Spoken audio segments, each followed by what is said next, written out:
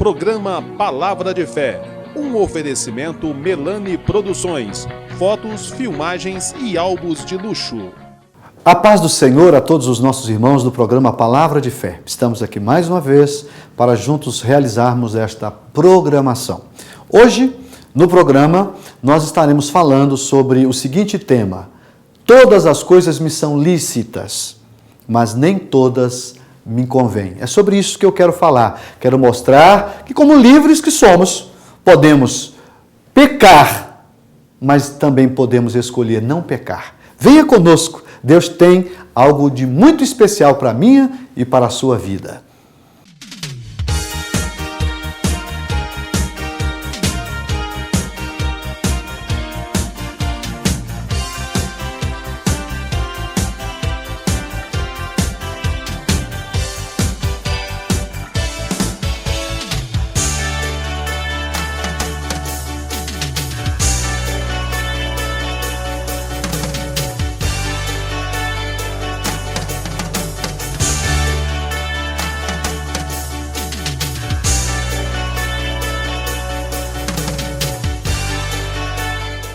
Vamos fazer a leitura de um texto. Eu quero ler 1 Coríntios, capítulo 6, verso 12, que diz assim: todas as coisas me são lícitas, mas nem todas as coisas convêm. Todas as coisas me são lícitas, mas eu não me deixarei dominar por nenhuma. Pois bem, baseado nesse versículo, eu quero falar-lhes acerca da própria afirmação do versículo. Todas as coisas me são lícitas, mas nem todas me convêm. É essa a epígrafe, é o tema da nossa mensagem.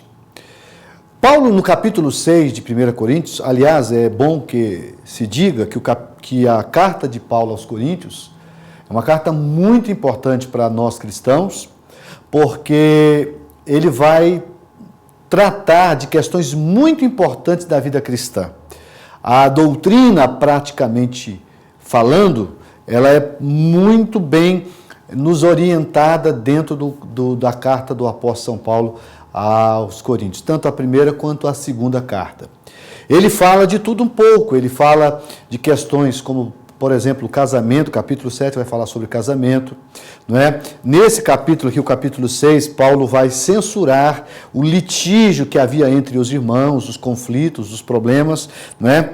Ele vai tratar no capítulo 5 sobre a impureza da igreja, né, que estava acontecendo no meio dos irmãos.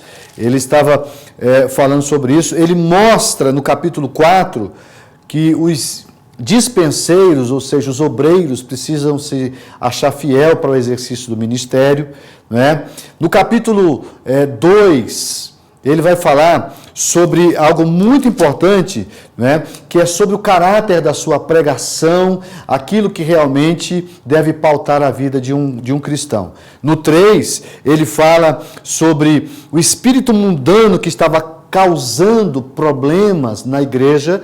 Então, se a gente for olhar, essa carta é uma carta muito importante, porque ela nos doutrina acerca de verdades muito significativas para a vida nossa.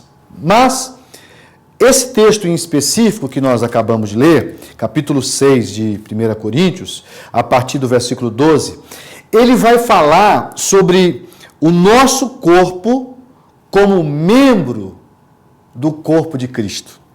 Ele está mostrando aqui que esse corpo nosso, né, ele é, entre outros, o meu, o seu, nós reunidos juntos, formamos o corpo de Cristo. Ele é a cabeça, nós o corpo. A igreja, numa linguagem de figura, é o corpo de Cristo, onde cada membro tem a sua justa operação, cada membro tem o seu papel decisivo no contexto do corpo. E aqui, entre outras verdades, ele vai nos doutrinar, ele vai nos ensinar como nós devemos tratar esse corpo. É isso mesmo, o nosso corpo como templo do Espírito Santo. Você verá nessa mensagem que o nosso corpo não é nosso. Ele é, na verdade, de Deus. A partir do momento que eu aceito a Jesus como o único e suficiente Salvador da minha vida e eu passo a viver uma vida para o Senhor, então esse corpo passa a ter um dono, porque foi Ele quem comprou. O Espírito Santo nos ajuda, porém, quem comprou a nossa salvação foi Jesus na cruz do Calvário. Então vamos para o texto. Ele diz assim, olha, todas as coisas me são lícitas, mas nem todas as coisas me convêm. Quando ele fala todas as coisas me estão lícitas, ele está aqui mostrando que nós, como pessoas livres que somos, nós temos o direito de tomar decisões, certas ou erradas. E aqui ele vai mostrar que todas as coisas me são lícitas, mas ele também vai mostrar que nem todas as coisas me convêm. Todas as coisas me são lícitas, mas nem todas as coisas convêm. Todas as coisas me são lícitas, mas eu não me deixarei dominar por nenhuma.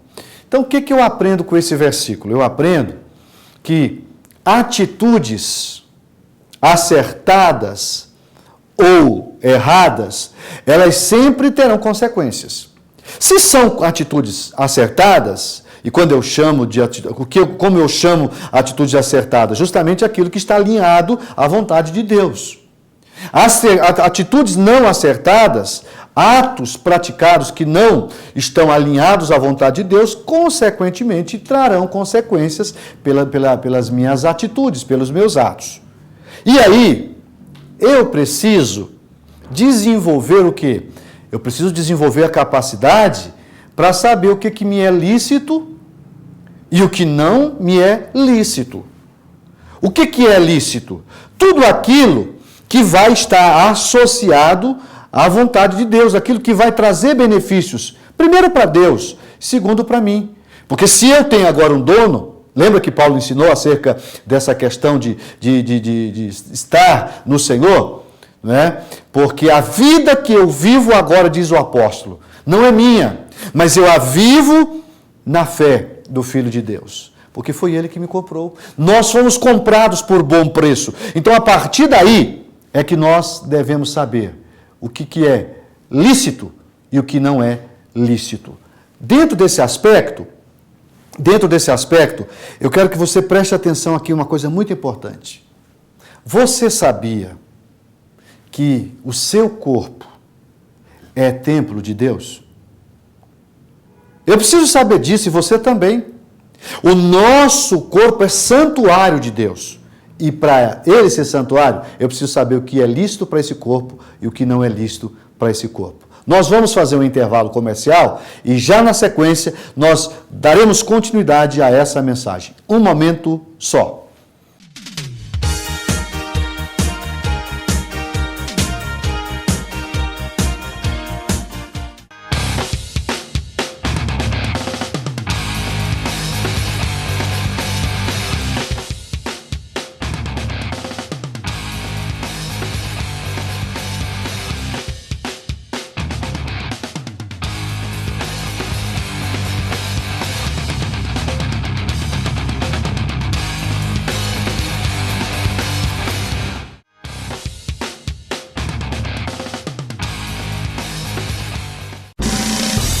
Vem aí! O maior congresso de avivamento do estado de São Paulo, nos dias 24, 25 e 26 de março. Participação especial do pastor Gilmar Fiuza, pastor Genivaldo Bendo, pastor Marcos Feliciano. Franca vai tremer. Faça já a sua caravana e não fique fora deste evento. Comadef 2016.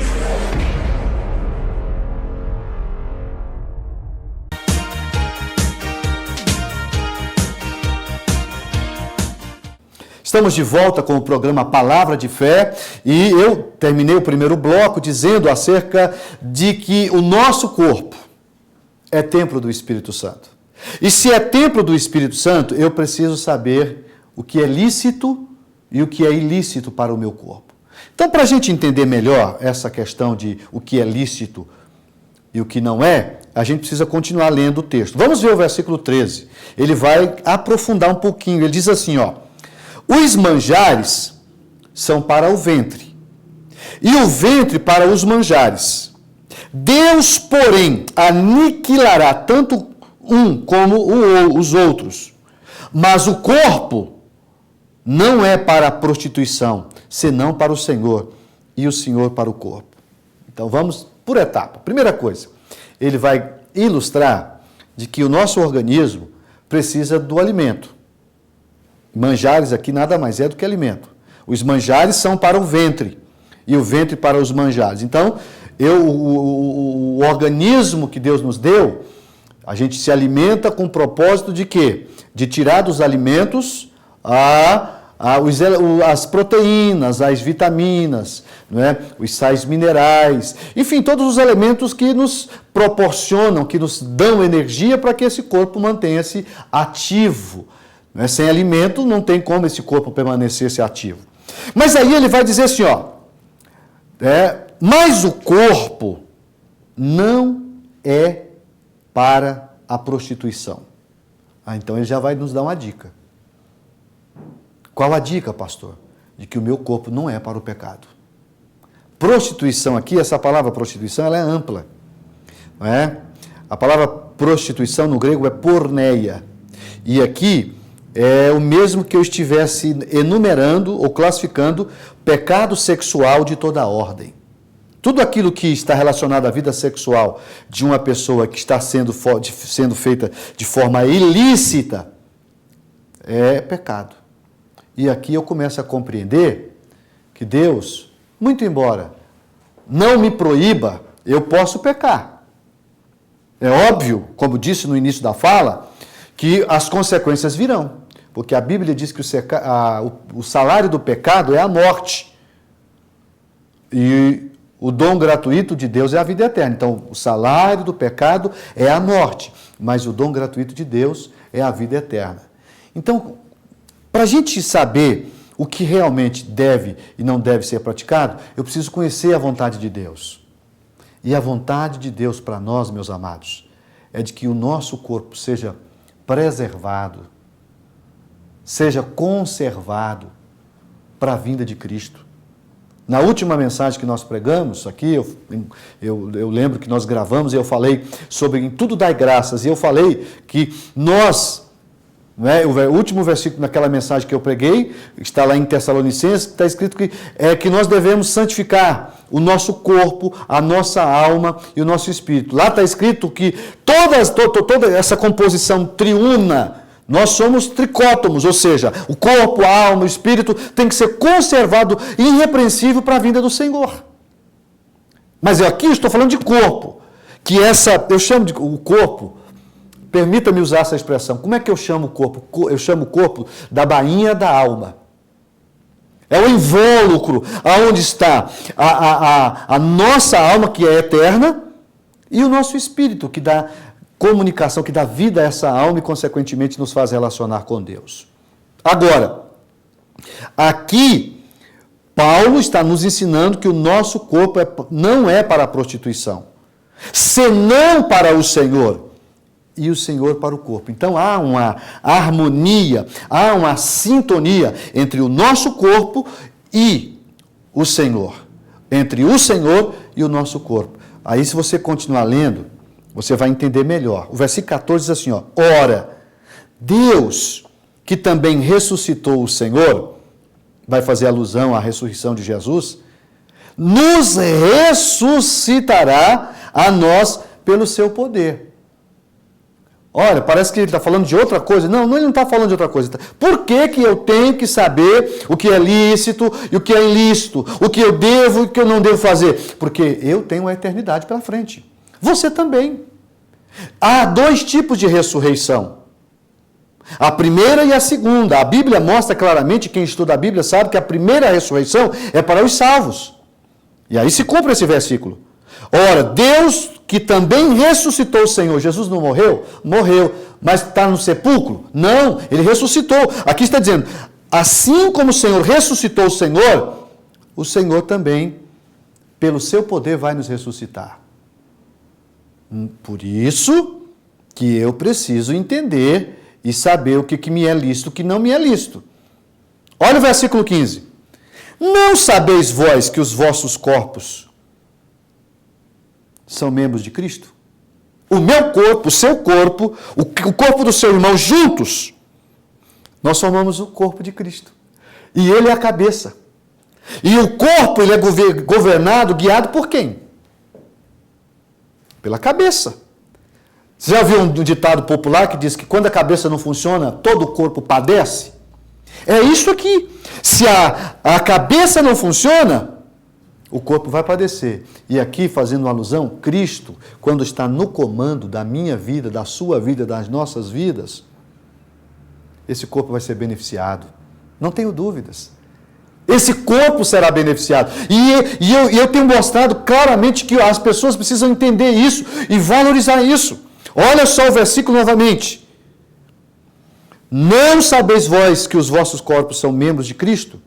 Aí ele vai fazer uma pergunta, que eu vou ler e depois, no último bloco, eu vou explicar. Tomarei, pois, os membros de Cristo e falo-os-ei membros de uma meretriz?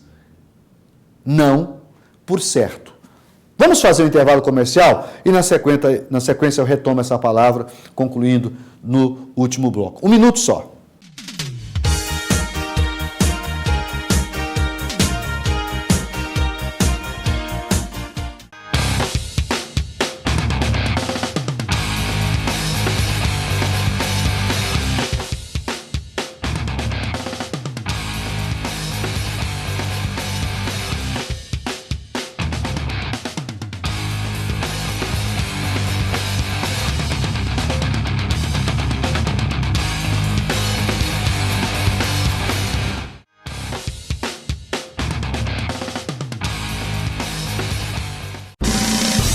Vem aí! O maior congresso de avivamento do estado de São Paulo, nos dias 24, 25 e 26 de março. Participação especial do pastor Gilmar Fiuza, pastor Genivaldo Bendo, pastor Marcos Feliciano. Franca vai tremer. Faça já a sua caravana e não fique fora deste evento. Comadef 2016.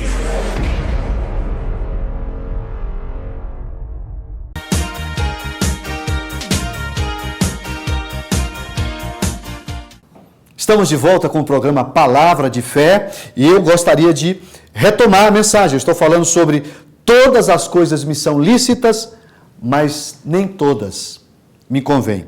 E eu li, no encerramento do segundo bloco, o versículo de número 13 que diz que o nosso corpo são membros do corpo de Cristo, ou são membros de Cristo, porque Cristo, na verdade, é a cabeça desse corpo. E aí ele faz a pergunta: tomarei, pois, os membros de Cristo e falo-os-ei membro de uma meretriz? Não por certo.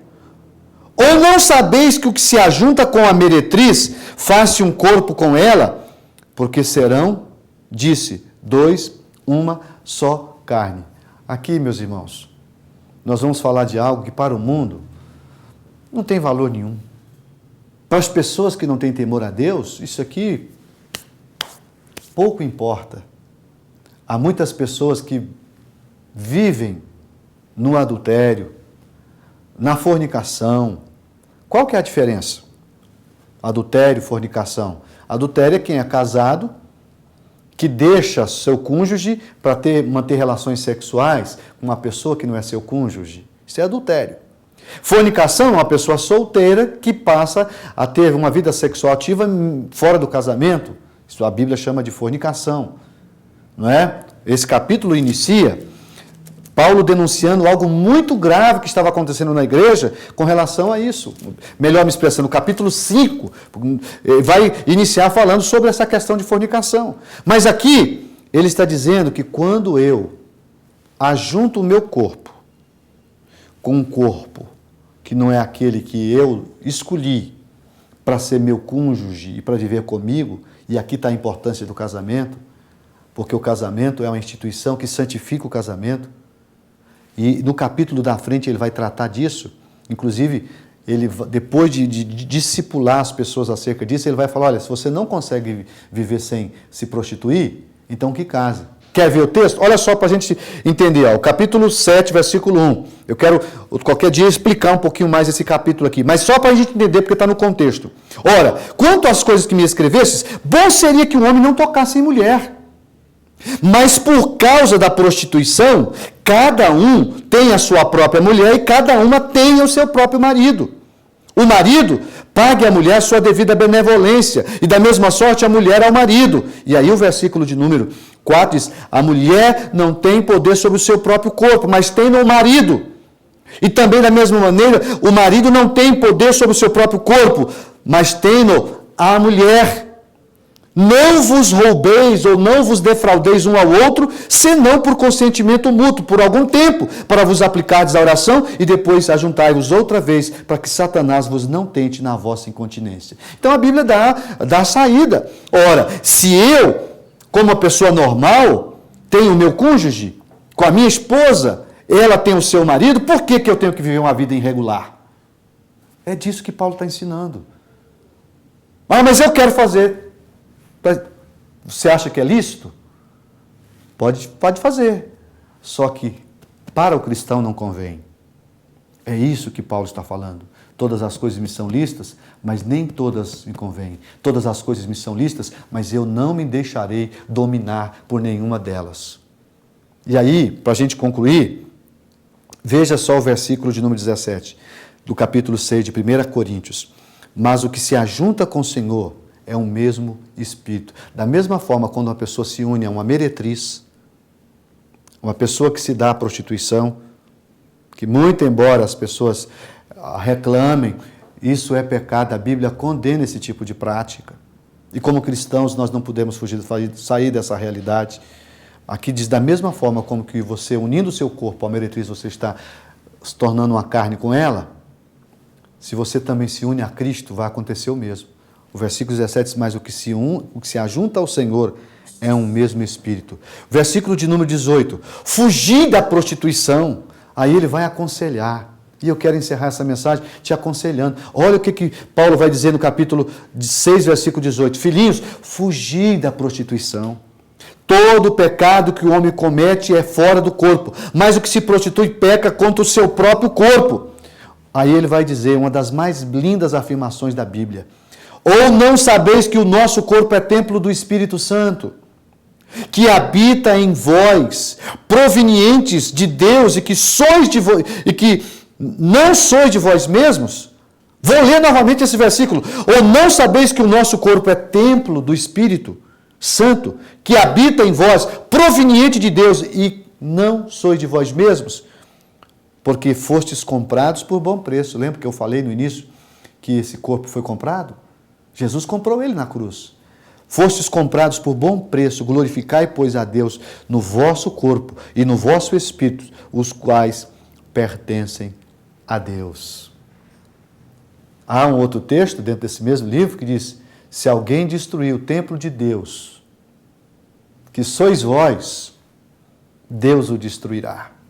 Então, amados, eu não posso esquecer que eu tenho direito de tomar as decisões que eu gostaria de tomar. Todavia, eu não posso, repito, eu não posso esquecer que toda ação tem uma reação.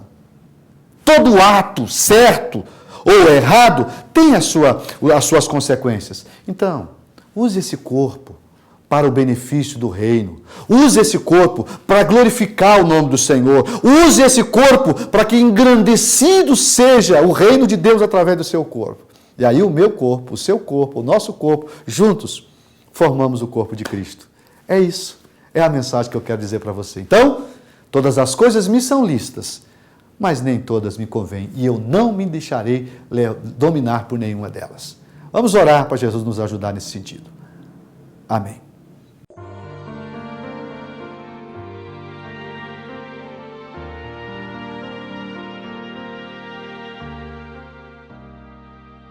Vamos orar, vamos pedir a Deus que nos ajude a viver uma vida para Ele. Senhor, eu quero te louvar, eu quero te engrandecer, porque a tua palavra, ela é bússola, é instrução para a nossa caminhada. Ela que nos dá norte, ela que nos dá rumo. E eu quero orar com meu irmão, minha irmã, ouvinte do programa Palavra de Fé, no sentido que o Senhor nos ajude, Pai, a vivermos aquilo que o Senhor espera que nós vivamos. Guarda-me do pecado. Livra, Senhor, os meus irmãos ouvintes desse programa também do pecado, que nós consigamos fazer a Tua vontade, viver a Tua vontade, sabendo que nós vamos receber o galardão daquilo que nós fizermos aqui, através do nosso corpo. Que o meu corpo possa ser preservado, conservado. O Senhor me deu esse corpo, não foi para pecar. Então que ele seja usado para o bem do Teu nome, para a glorificação do Teu reino, acima de tudo, Pai, para benefício da Tua causa. Em nome de Jesus, ajuda cada um dos meus irmãos a usar o templo do Senhor, que somos nós, como realmente um lugar onde o Senhor possa ter espaço. Dá-nos condições para isso, Pai. Em nome de Jesus. Amém.